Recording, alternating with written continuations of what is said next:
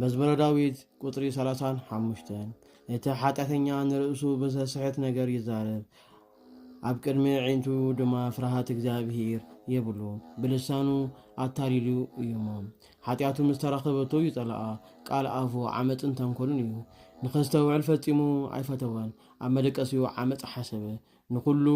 ድማ ሰናይ ኣብ ዘይኮነት መገዲ ደው በለ ንኽፍኣቱን ኣይህከያን እዩ ጎይታ የሬታ ኣብ ሰማይ ሓቂ ነተኸረ ድማ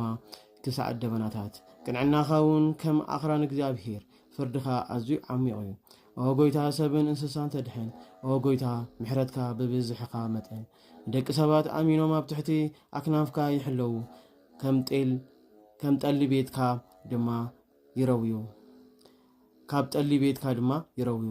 ካብ ሩባ ሓጎስካ ተስትዮም ምንጪ ህይወት ካባኻ እዩሞ ብብርሃንካ ኸዓ ብርሃን ምእንቲ ክርኢ ጎይታ ምሕረትካ ኣብ ልዕሊ ዝፈልጡኻ ዘርግሕ ሓቅኻ ድማ ንቑንዓት ልቢ እግሪ ትዕቢት ከይመፀኒ